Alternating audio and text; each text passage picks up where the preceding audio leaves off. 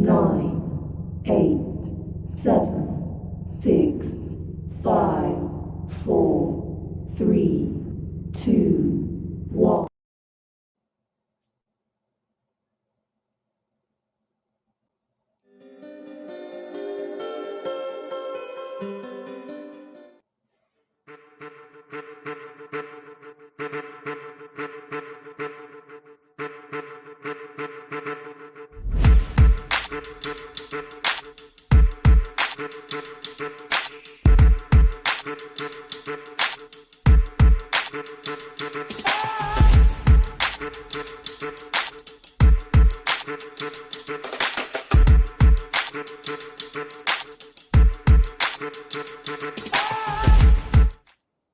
Hello, and welcome to Own It with Lisa. I'm Lisa White, also known as Lisa White Luxury Realtor. This is Lisa White's podcast, and I also call it Love and Real Estate with Lisa.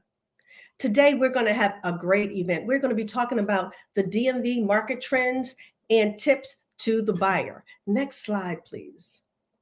What we know is December went extremely well, and we've got information to get you ready for the spring market. So, smart charts from the MLS Bright system says the seller's market is here. Yes, it never went away. Why? Because there's a housing shortage. In the Mid-Atlantic median sale price, it was 3.4% in December. Yes, it increased. Year to date, 3.4%. The interest rates dropped. You know that the interest rates were 8% around, I think it was October.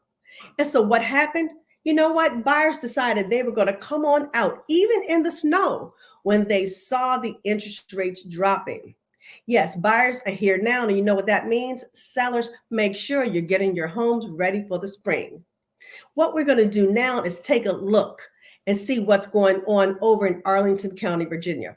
In December 2022, prices were $525,625. And then in 23, they went up to $760,000. That is a 44% increase. Wow, that's amazing. Now, when we look at the year to date, it was 5.4% in Arlington County, according to those smart charts. Now we're going to go on over to Alexandria City, Virginia. In 2022, it was $560,000. 2023, December, $600,000 and $660,000. That is a 9.8% increase. Year to date, it's a 9.6 increase. Now we're going to go on over to Fairfax County. 2022, $615,000. 2023, $670,000. That was a 8.9% change in December, but year to date, 3.8%. Now let's cross on over to Washington, D.C. That median sale price in December 2022, $625,000. And then in 2023, $600,000. It was actually a decrease of 4%. And then year to date, it was a decrease of 4.1 and 4.3%. Let's go on around to Prince George's County, also known as Gorgeous Prince George's. In 2022, December, it was $405,000. Then in 2023, it increased to $424,995,000. Year to date, it was a 5% increase. We're going to go on around the Beltway to Montgomery County. In 2022, it was $530,000. And then in 2023, it increased to $554,000.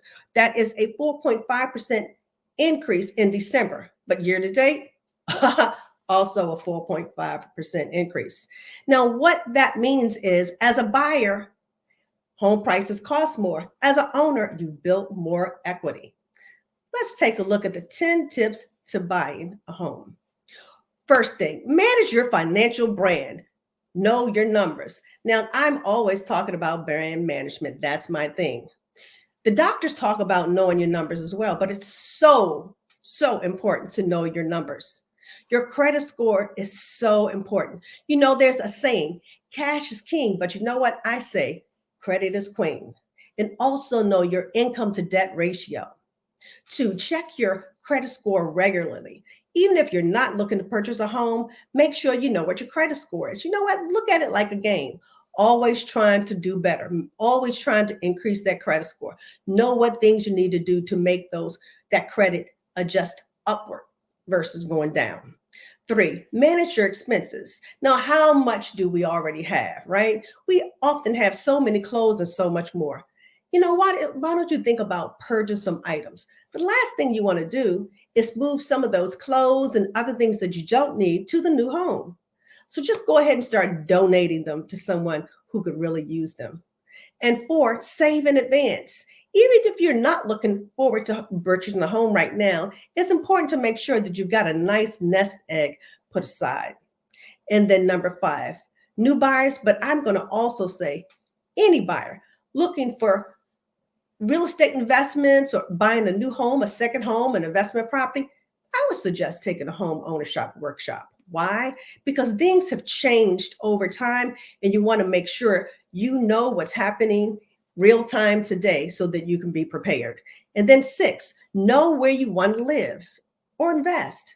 There's so much information on the web now. Google knows it all, right? So make sure that you're doing the research that you need to do so that you'll be ready in advance. Seven, know why you are buying. Don't buy just because your friend said to buy or your parents said to buy. Yes, real estate is a phenomenal investment, but you've got to know your why. Real estate is about shelter, but it's also a way to build wealth over time. But you've got to know your why, your when, your how. You need to make sure you've got the right professionals on your team. And so with that being said, we're going to move on down to number 8. Hire an experienced loan officer. Yes, you want to hire someone who's full-time and someone who's experienced, someone who's been in the industry for years, but also who's savvy and cutting edge, someone who understands the importance of getting up-to-date information on a regular basis, going to various conferences, and so much more. 9, you want to hire a full-time real estate agent who has experience. Make sure that it's someone who's experienced in the areas that you're looking in. And if they're not experienced in those areas, make sure it's someone who can refer you to someone who is. Make sure it's a real estate agent who has your interest at heart, not theirs. And then 10, include moving costs in your budget. Yes, so oftentimes people forget that, right? We're so often talking about the down payment and the closing costs, but we forget all about the moving costs. And depending on how many things you have to offer or move, you might even have to move things twice, right? I know people who've had to reserve a pod and put some of their items there because they can't move it to the new home or they don't know what they're going to move. Make sure you're doing your research early and you're saving the amount of money that you need. Remember, proper preparation makes the path to real estate investing smoother. And we like it smooth, don't we? With that being said, I want to tell you about a workshop that I have coming up. I've actually got one coming up for sellers on February 21st, and I also have one coming up for buyers on February 28th. And now what I would like to do is to bring in my wonderful guest, Ricky Green, who's with Prosperity Mortgage. He is a lender in the community. We've done business for a number of years now, and he's absolutely fantastic. Ricky, turning it over to you. All right. Well, thank you, Lisa, and thank you for inviting me to the podcast. I'm so excited to be able to provide some nuggets of information around those 10 very critical bullet points that you pointed out. And I just want to talk a little bit about those things and give you some additional nuggets about how you can start creating wealth and home ownership. Now, the most exciting thing is this is a great time to buy. You know, don't listen to the news. Don't listen to what you hear in the marketplace. It's a great time to go out here and purchase. And I put together about 3 slides because you already mentioned the elephant in the room, the interest rates. That it draws people away from the markets. And obviously that may not be the right thing to do. So my first slide, well, let me just tell you just real quickly. Let me introduce myself properly. I'm Ricky Greenwood. I'm the regional manager for Prosperity Home Mortgage. Prosperity is in all 50 states. We do roughly about $20 billion a year in financing. I've been in the business roughly about 25 plus years in different capacities. I've worked for banks, had brokerages, so very experienced around finance. So let's get right into it. Again, why is it a good time to buy and sell? Because we already talked about it. Look, rates are roughly at a 20-year high. They are coming down a little bit, but why I say it's a good reason to buy, the next slide basically says, look, there are fewer buyers and sellers in the marketplace, right? What does that mean? Less competition, less demand. So buyers, one, they can control and negotiate a better deal, presumably, right? Because obviously, if there's less demand, you can go in and maybe have a more fair market value. Sellers can negotiate a better deal on their next home, and they may have to offset a little cost, right? But there's some flexibility there, and obviously finding good buyers for their homes, obviously less time on the market, so on and so forth. So there's a great opportunity. The next slide basically kind of tells the story, right? So you should marry the home, date the rate. We say that in lending all the time. The investment is the house. The rate is only temporary. So on average, mortgage loans, or the length of time that rates stay high, is only about 6 years. And that's only the average time that the average homeowner owns their home. Homeowners can refinance their mortgage in as little as 6 months. Sometimes as little as 30 days after you buy the house. So at the end of the day, if you have a slightly higher rate than what you're typically used to getting or what you want, you can go back when rates drop and refinance the property. So I say that to say this is a great time to not only be a homeowner and also be a seller as well, because you can really negotiate a really good deal. So let's get into, what financing and lending would really look like. So getting a mortgage. These are the 3 bullet points that I always lean on when I talk to, buyers in the market. What are the types of loans available that are out there? So we'll try to fit you into something that's really good for you. How much do you have to pay for down payment and closing costs? So there's different loan options out there. And are there various loan programs available to assist a person? So to answer those 3 questions, yes. Let's get into what they look like. So there are 4 common elements required to typically in a loan application, and what you should be aware of when you are applying with a loan officer or inquiring about a mortgage. We look at income, we look at assets, we look at the credit history of the person, and obviously in the property that you're trying to buy, which is most important, we look at the value and the condition of the property. So these are going to be the most critical things that an underwriter is going to look at when you obviously are applying for a loan. Now, the next slide really just talks about what I consider everyone kind of knows about these typical loans. You have loans from conventional marketplace and you have loans from the government marketplace. Conventional, most people have heard of Fannie Mae, Freddie Mac. They buy roughly about 95% of the mortgages on the mortgage-backed securities market. You have FHA, VA, and USDA loans that are backed by the government. FHA obviously was created for first-time home buyers, less of a down payment typically than conventional.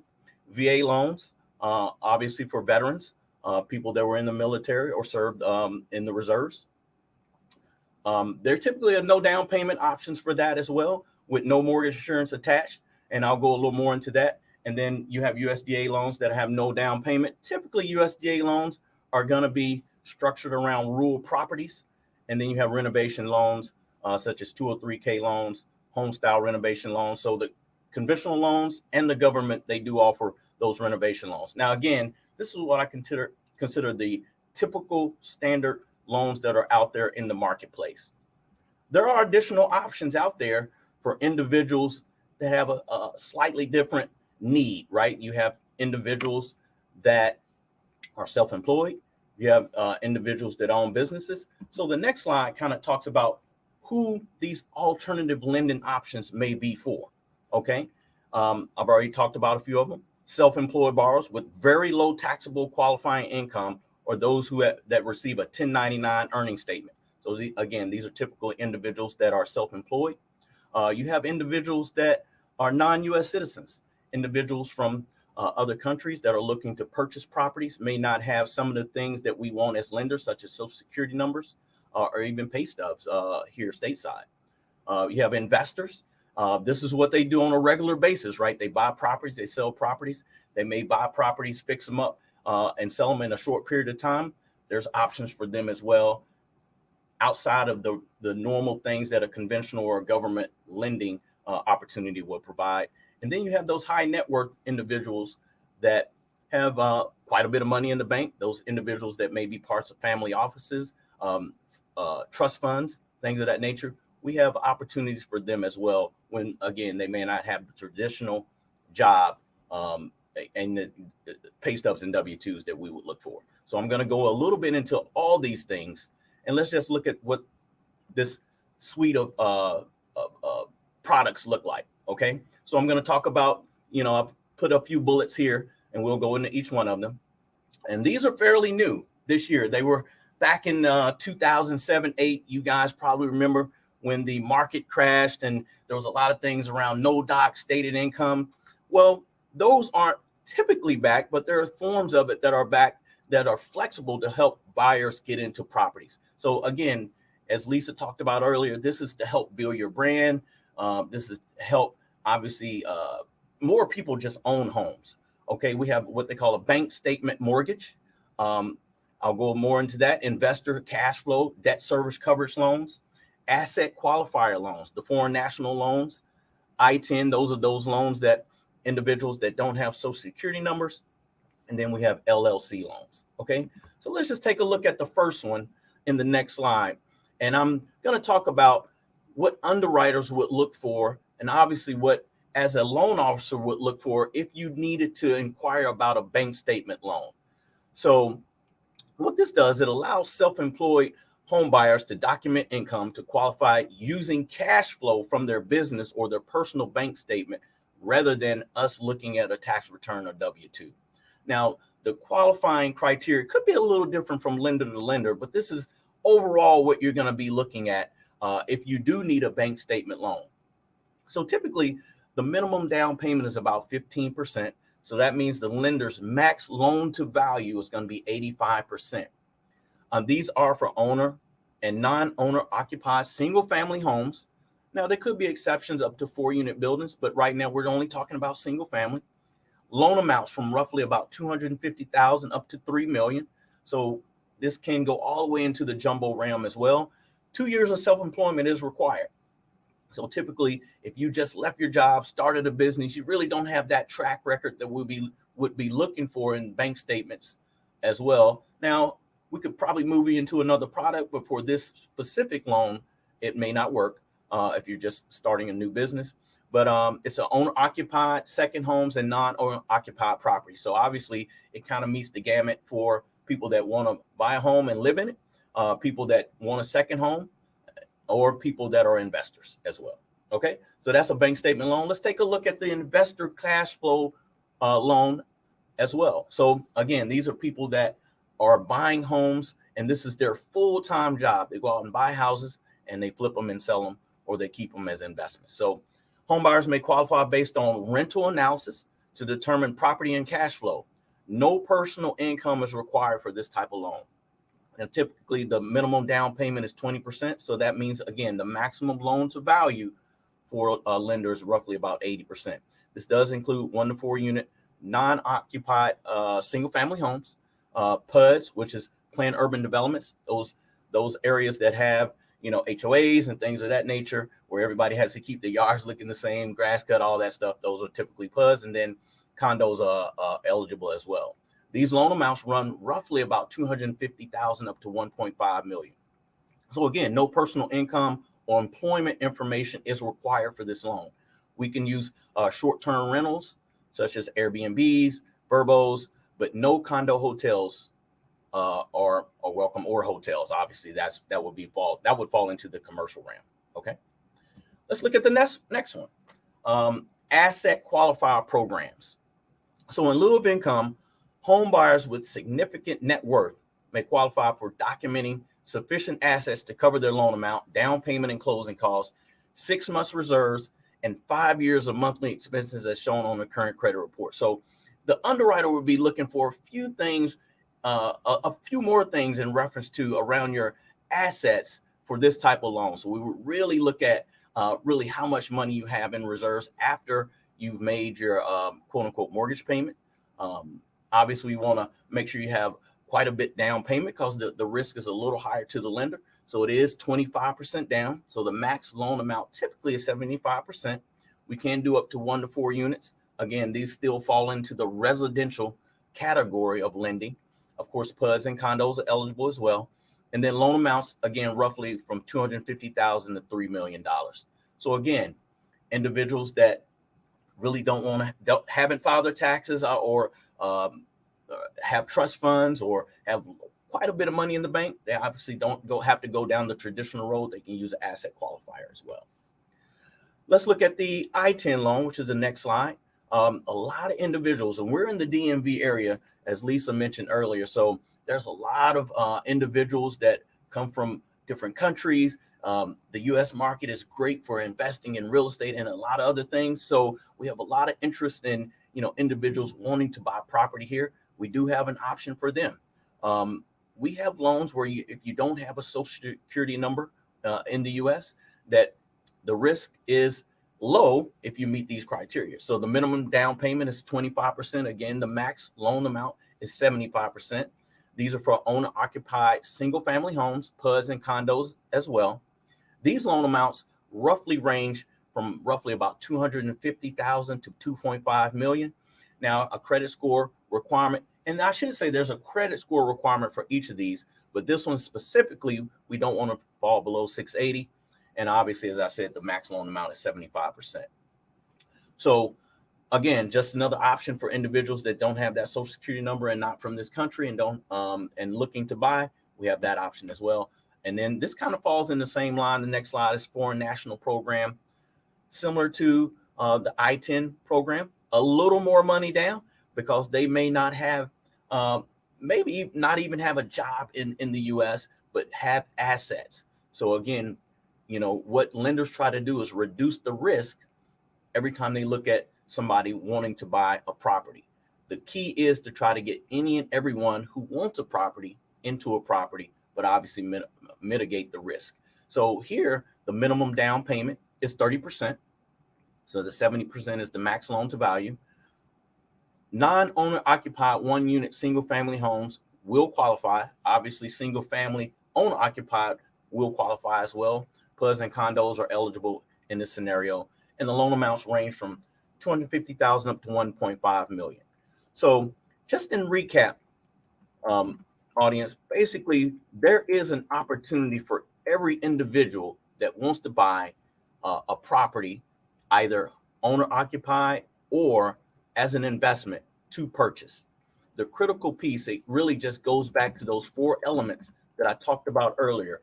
We're going to look at income. That income, as you can see in these examples, really go back to different things that the lender may look at. And that's why it's so important for you to contact your loan officer and go through these different options with that loan officer, because again, you don't want to eliminate yourself if, I'm self-employed, I haven't worked that long, so on and so forth. So there's always an opportunity. We will look at all those elements from income, assets, and credit. They all come into play, and they will be important. But again, it doesn't have to be the standard pay stubs and W-2s and bank statements. We can always use different things to help you get into a property. Okay. So lastly, of course, we always want to have affordable lending options, which is that slide there. It kind of goes back to those 4 traditional loan types that we talked about: FHA, VA, USDA. Those are government-backed loans. They're very flexible. I talked a little bit about the risk from a debt-to-income ratio that each of these loans will require.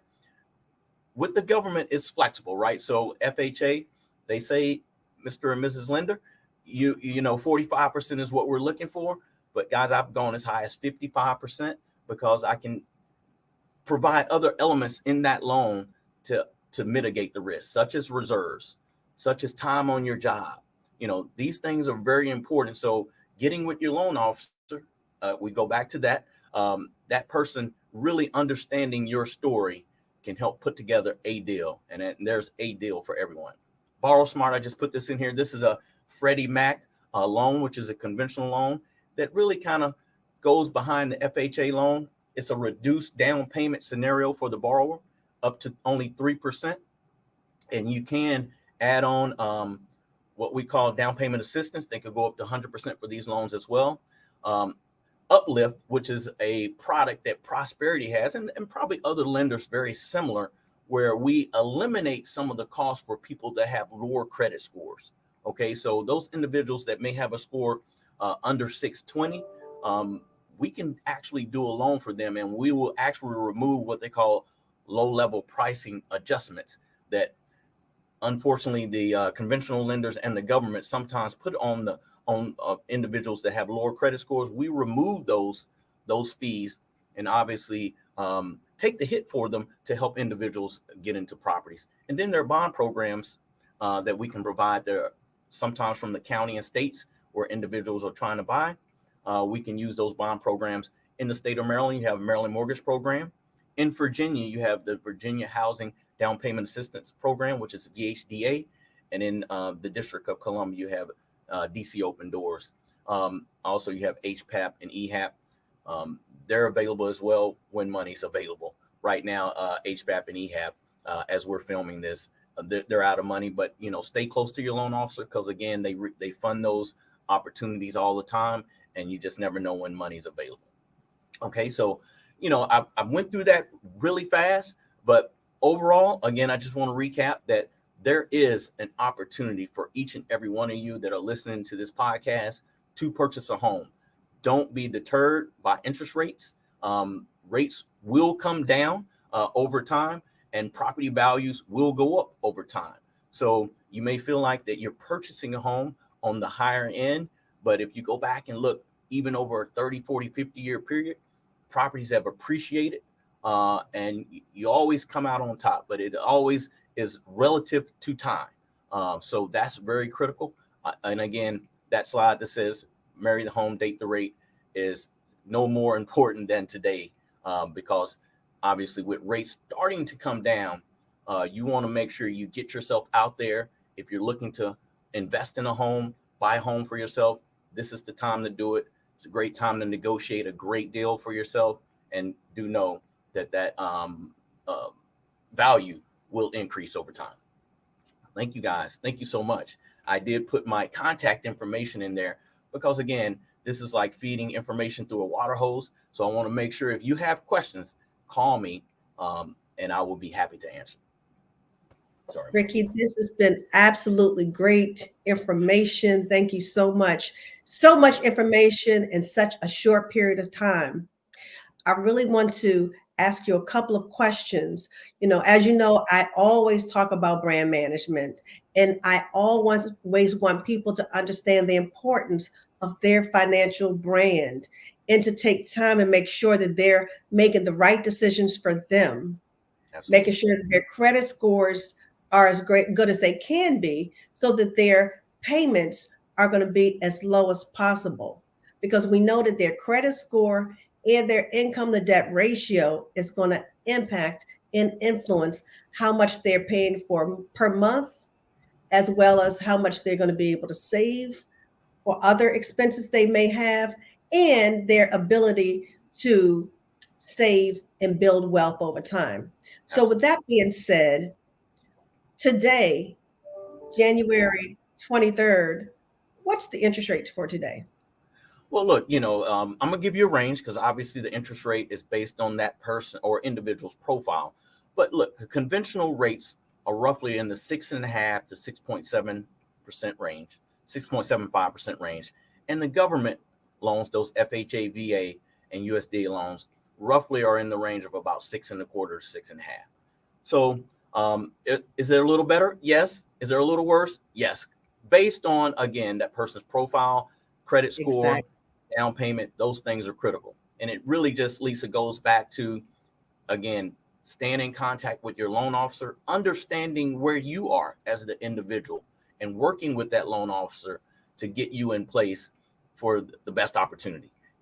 Finding opportunities around different loan options that may be available for you. So yes, it's very critical. And again, the rates are coming down. So we're excited. Excellent. Thank you so much. So let me ask you another question. And this is in regards to underwriters and what underwriters are looking for in regards to a buyer's financial brand. So it's the credit, but what else? So what happens after that application is submitted and they've uploaded all of those documents into the system and they're sitting with the processor?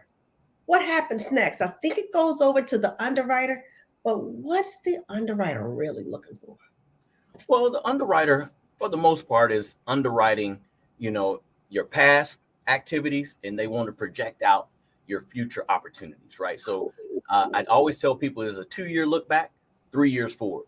So when we ask for your documentation, obviously your 2 years W-2s or tax returns, we're looking at obviously what income have you brought in over those past 2 years, and what the likelihood for you to continue to bring in that income or more 3 years out. Assets, same thing. How have you spent your money? How have you saved your money over this period of time? Very critical for the underwriter to look at, because if there are exceptions to be made, how you spend your money and how you have spent your money is going to be one of those things that underwriter will look at and be able to provide an exception if granted. And of course, credit history, kind of hand in hand, right? So if we look at your income, we look at your assets, how you pay your bills. Again, one of the most important things that an underwriter is going to look at. Can you have a hiccup? Absolutely.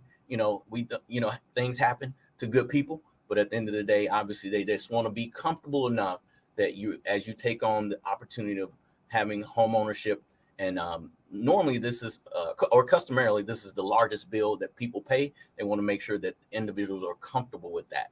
And the most critical thing is, once you do fill out that application and you give us this information, don't make any drastic changes to your income, such as leaving your job or making job changes or running up more credit. A lot of people think, oh, I got pre-approved. Let me go out and get this credit card for the furniture I'm gonna buy, or I want to go ahead and get my car before so I can pull it in the garage. Don't do any of those things. If you do have to make a change, make sure you communicate those changes, no matter how small you think they are, with your loan officer. Your loan officer can tell you if it's a good idea or it may not be a good idea at that time, because again, adding credit to your credit report could lower your score, or it could increase your debt to income ratio, which could knock you out of the opportunity you had to get that loan that you were looking for. So again, communication, critical. Or we talked about communication with your loan officer and realtor throughout the process. And after the application is submitted, is no more important time to communicate with your professionals than that time. You said something that was absolutely huge. You all go back 2 years, 3 years. As I stated, the financial brand is absolutely huge. So what I'm doing today will impact what I see tomorrow when it comes to buying real estate. I'm sure looking at a car, if I'm buying a car or whatever it is. Mhm. Your financial brand is your financial brand. So that's your credit, your income to debt ratio. So that's your expenses in comparison to your income, but also what those bank statements say. And Absolutely. let's not forget those tax returns, because you all are going to ask for those tax returns as well. Yeah, absolutely. I mean, again, every borrower situation is different. Typically, if you are an employee and you get a W-2, customarily, you don't need to have your tax return, but you do need to have your taxes done. So we will look at your W-2, but we will verify with the IRS that you have filed taxes. So do know that that's important. Now, if you're self-employed, and it goes back to some of those examples that I gave you, we will need a tax return, because we're not looking at gross income as we would look at from a W-2 borrower. We're going to look at your net income as a self-employed borrower, if you want to utilize that type of loan, what we consider full documentation. So just do know it's going to be your net income. And what's most important when you're self-employed, that 2-year look back, we want to look at your profit and loss statement. How are you doing year to date? So obviously, we're new or we're in 2024, we're early, right? So we will look at your P&L at the end of last year, 2023, and obviously your previous 2 years tax returns. So just have those things ready to go. Obviously, let your loan officer look at it before you actually go out and find a property to buy. A lot of self-employed people make good money, Lisa, but they write off a lot of income. So we know physically they can purchase and probably make the payments on the property, but based on underwriting guidelines, we can't use all their income. So you want to make sure that you're totally clear on what income can be used. So, obviously you're not wasting your time and your realtor's time when you're out looking at a very nice home and on paper you can't afford it. Your loan officer will be able to guide you through that. That's so true. That reminds me, one of the other things that I always talk about, it's so important to have your professional partners on your team. So your loan officer, your CPA, your financial advisor, and your attorney, because you want to make sure that you avoid foreclosure or short sale. You want to make sure that you're ready to make the move that's best for you, your family, today and tomorrow. With that being said, Ricky, thank you so much for being a phenomenal partner. Thank you so much for all of the very valuable information that you provided to us, because we want to make sure that people out in the audience receive great information, and so that we can have so many people realize the dream of home ownership and building wealth through real estate. As I stated before, we have a workshop coming up on February 21st for sellers, helping them to get ready for selling their home. And actually, our next podcast, which is going to be on February 13th, is going to be Sellers Get Camera Ready, and hear from RE Pro Photos. And they're going to tell you all about making sure that your house is ready for the photo shot and that walkthrough video. On February 28th, we're going to have a buyer's workshop. So be sure to register. You've got QR codes in front of you, and we will be posting them online. Thank you so much again, Ricky, for all this extremely valuable information. Thank you so much, everyone, for watching this video. You take care and have a fantastic day. I'm perfect. Thank you.